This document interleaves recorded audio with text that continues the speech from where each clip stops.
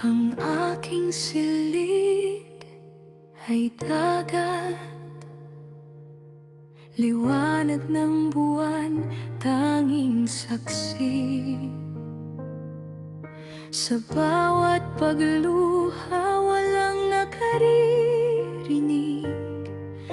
Ngiti sa labas, matatag ang boses, pero sa loob, may tinig na nakabaon. Nasanay nang magtago, magkunwari na ayos lang ako.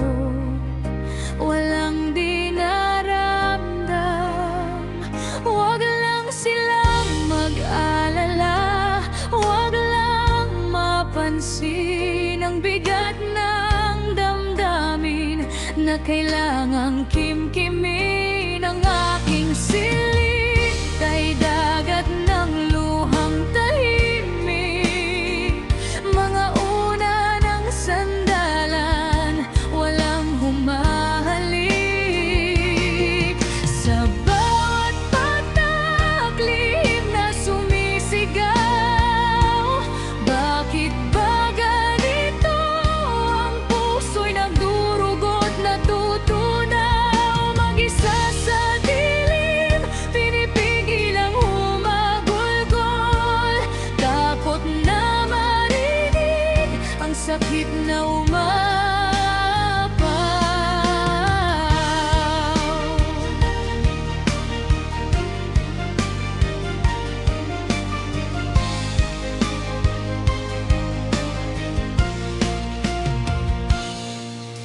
Telepono'y hawak, gustong magkwento, pero walang salita na lumalabas dito.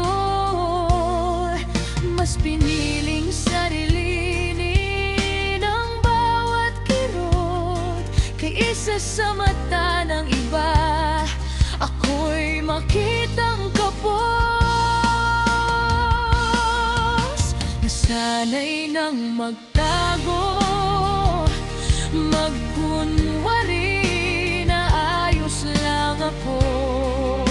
Walang dinaramdam, wag lang silang mag-alala, wag lang mapansin ang bigat ng damdamin na kailangang kimkimin. Ang aking silid ay dagat ng luhang tahimik, mga una ng sandalan, walang humahalik.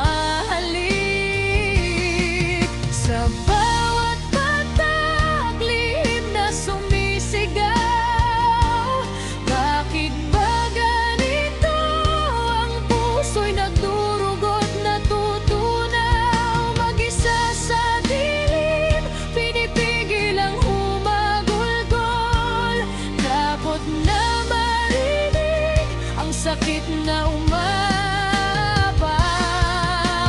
Sana'y may isang balikat na pwedeng sandalan, na hindi magtatanong, basta't yayakap lang. Ngunit wala, kaya't ako na lang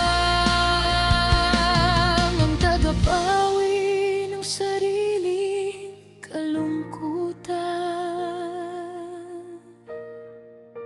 Ang aking silid ay dagat ng luhang tahimik, mga una ng sandalan, walang humahalik. Sa bawat patak, lihim na sumisigaw. Bakit ba ganito? Ang puso'y nagdurugo't natutunaw. Mag-isa sa dilim, pinipigil ang humagulgol.